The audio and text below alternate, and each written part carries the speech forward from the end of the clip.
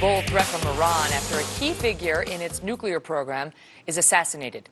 Tehran blaming the United States and Israel for a car bomb that killed one of the regime's top nuclear scientists, vowing to, quote, persist in punishing the perpetrators and those supporting them behind the scenes. This is the third murder of an Iranian nuclear scientist in just 2 years. Joining me now, Texas Congressman and Republican presidential candidate Ron Paul. Congressman, thank you so much for being here.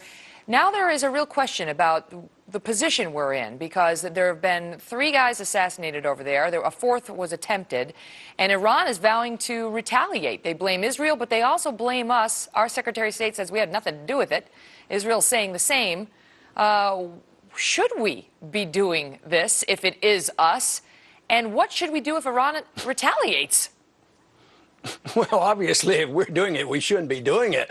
But this is an act of terrorism, and we should empathize with them. They are victims of terrorism, and we have condemned all terrorism. Obviously, the Iranian government wouldn't be killing their own scientists. So, yeah, we should have great empathy for them. And if we haven't done it, we should prove to them or give them all the reassurance that we have not done it. And to the answer to your questions, if we are doing it and participating, we ought to quit. That wouldn't make any sense.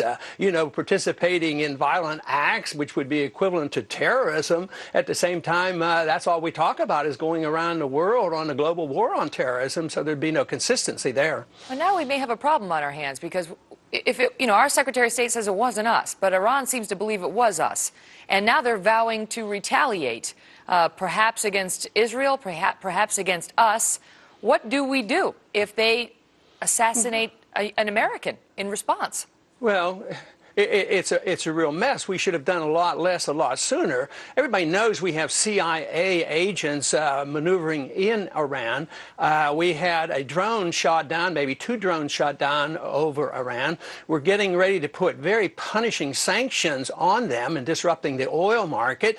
And, they're a very weak nation. They're responding in a natural way, but they don't want trouble because they know they can be annihilated in about 40 minutes, either by Israel or the United States. This idea that they're looking for a fight, I think that is all a concoction of the West, so prepare the people for a war that's likely to come when we have a policy like this.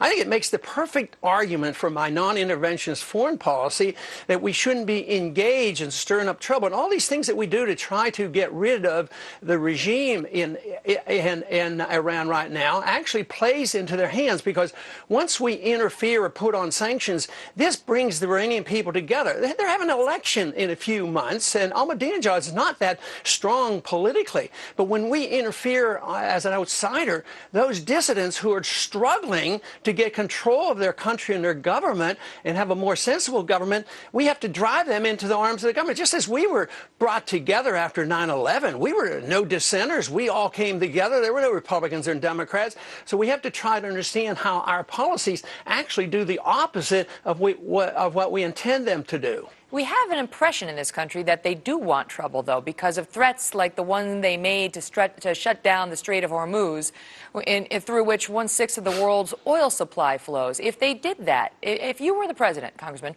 and they shut down the strait, what would you do?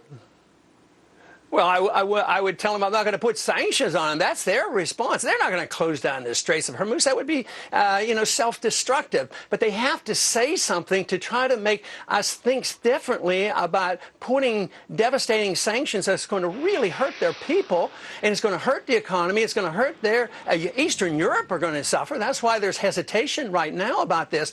But to say that because they are retaliating with a so-called threat is the problem, I say that is the consequence of the problem, and we should think more broadly than that. And but I think we shouldn't stir that up to the point that anybody thinks they really want to close down the Straits of Hormuz, or they can. I think that's way out of proportion to what they're able to do. They're trying to get attention on how the world is trying to punish them right now, and we're not permitting the dissidents who would like to overthrow their current government to do it, because they're unifying all those people because there's too many foreigners trying to interfere with their internal affairs. Congressman, let's talk politics for a minute.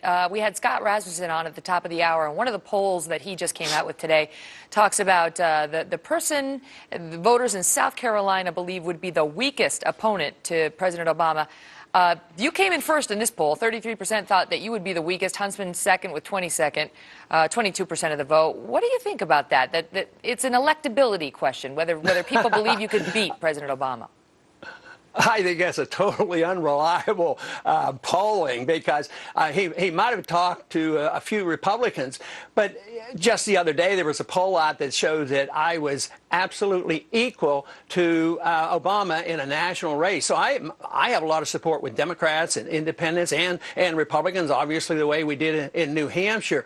But to say that I'm the weakest candidate, I think is such a distortion of reality. But if you talk to all the people, all of a sudden, you know, a lot of people would like to make it sound like I wouldn't be able to be competitive with Obama. But the truth is that I'm the candidate that can actually challenge him on foreign policy. All the promises he made and never followed through, all the promises that he made on the protection of privacy and the change of laws at home.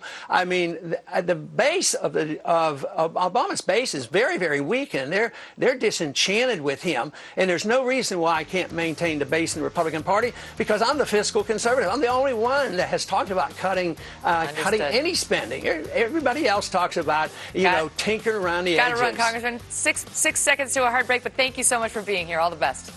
We'll be right back.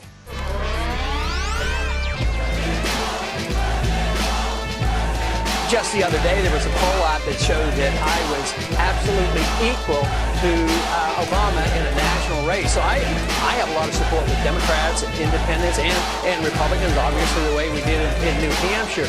But to say that I'm the weakest candidate, I think that's such a distortion of reality.